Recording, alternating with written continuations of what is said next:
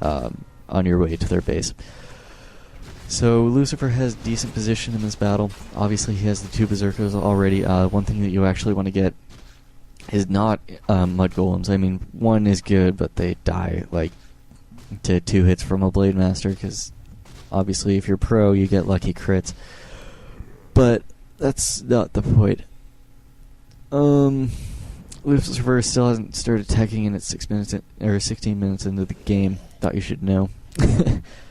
But reason Kodo Beasts are actually good is because you can devour fiends and the ogre maulers, which are pretty much the best meat shield that the undead can get until tier 3. So yeah, weird blade master movement. I'm not sure what he's actually trying to do. Obviously he's trying to escape peril, but it just looks like he's being weird and taking damage. Anyways, he's continuing the Spirit Hawk harassment. Obviously you can actually do some significant damage. It's like having a water elemental with less HP, but more damage. And let's see, he's taking up burrows. That's fantastic. So, you will notice that Unstable Concoction was used on the Hawk. Obviously, 160 gold is good enough to save a burrow, which costs 160 gold, so you might as well make the trade-off somewhere. Except it didn't really kill the Hawk, it just kind of stopped it for a while. Anyways, you will notice that Blade Master is getting super low. Bummer, but whatever. This is kind of an interesting battle. Kind of odd positioning, especially because the ghouls kind of don't do anything in this battle. Obviously, if you're orc, you want to eat and you want to dine and dash as much as possible on the ogres, and good smart TP so that he doesn't really lose anything, because his positioning would really blow that battle, especially because he got a couple good ensnares on the ghouls, and he could actually kind of go around the side and start swacking at things. You will notice the crab is in fact an ogre mauler. There we go. So it's not as retarded as it seems. Anyways, the reason that this strategy is actually fairly powerful is not only do you have all the grounds covered, but you're not really as susceptible to mass air. The other thing is you actually match him on income, so there isn't really much advantage he can gain from setting up an expo. Obviously, Orc kind of sucks versus mercenaries. I don't know why, really. I mean, they do have... I mean, mercenaries are just good in general because they have pretty decent damage output. The only thing is that if you have a couple sweet upgrades on your units, like 3-3, you don't want to be getting mercenaries because you already spend all that money investing in upgrades. So that's one thing to keep in mind, is that mercenaries are good until a certain point.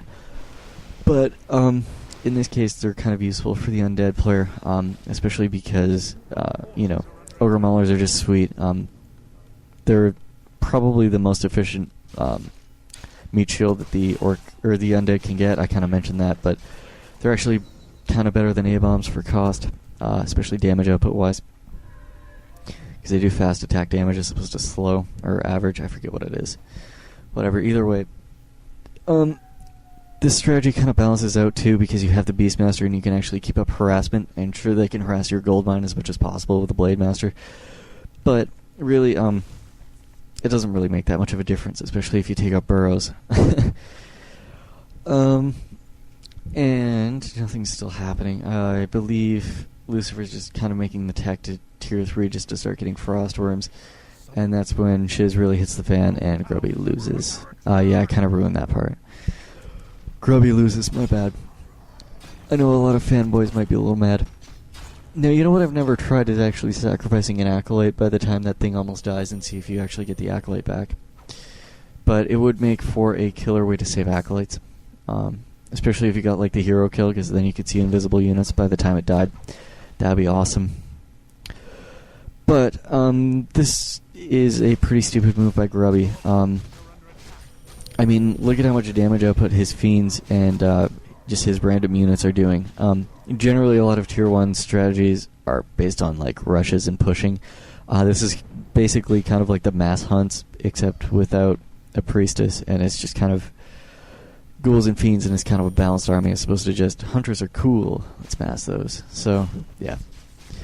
This is more just trying to stick behind the towers and stick it out until you can get frost worms or a boneyard up or a statue. Statues are just great in general, especially because you keep summoning. Obviously in battle you don't want to use a stampede unless you're actually directly behind your fiends, and it makes it really hard for them to actually get raiders in there. Or if you've killed all the raiders, because otherwise one raider will screw you over, especially one hex will also screw you over. But generally people are a lot more lenient on their ensnares than their hexes, because they kind of want to save all their mana for healing wards. Or healing wave, my bad. Healing wards. So troll witch doctors. Ugh. But yeah, what actually rapes this strategy is a caster push. You might think it's silly, but it actually works. The only way you can actually counter it is by actually kind of trying to play it a little more conservatively and actually using, getting a few more forced troll priests instead. Grubby's going to be forced to TP. Anyways, but yeah, then you'll actually have to rely on a little more piercing damage output, which means more forest trolls and more quills. And obviously you'll probably end up going Quill Beast for your level 5 skill instead of the Hawk, just so that you can manage the casters. Unless they go Shaman, which then go with the Hawk and just burrow harass and kind of do the same thing, except try and get a little more focus off on their Shaman so that you don't actually lose any cool beasts to stupid stuff. The Boneyard is going up. There's only going to be like 1 or 2 frost worms, but they still make a huge difference, especially when the orc isn't massing air. Yeah. But the other great thing about this strategy is not many people will expect it, because not only is it kind of weird and unorthodox like pretty much every strategy I use, but